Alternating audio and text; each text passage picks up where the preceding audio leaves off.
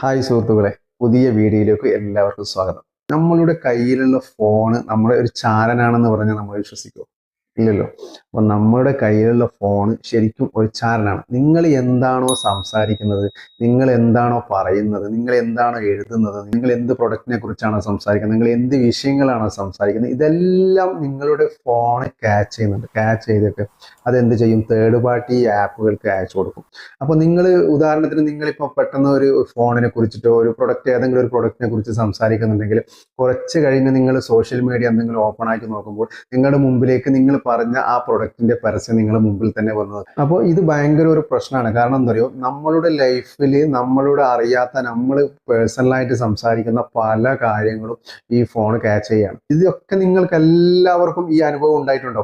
അപ്പോൾ നിങ്ങൾ ചിന്തിച്ചിട്ടുണ്ടോ ഇതെങ്ങനെയാണ് പെട്ടെന്നൊക്കെ നമ്മുടെ മുമ്പിലൊക്കെ ഇങ്ങനെ നമ്മൾ മനസ്സിൽ വിചാരിക്കുമ്പോൾ തന്നെ നമ്മുടെ മുമ്പിൽ എങ്ങനെയാണ് ഇതുപോലുള്ള പ്രൊഡക്റ്റുകൾ ഇങ്ങനെ പരസ്യമായിട്ട് വരുന്നത്? ഇതുപോലെ വരുന്ന പല വിഷയങ്ങളും നമ്മൾ എന്ത് ചെയ്യണം? അത് ഇല്ലാതാക്കാൻ വേണ്ടി പ്ലേ സ്റ്റോറിൽ പോയിട്ട് നമ്മൾ കുറച്ച് സെറ്റിങ്സ്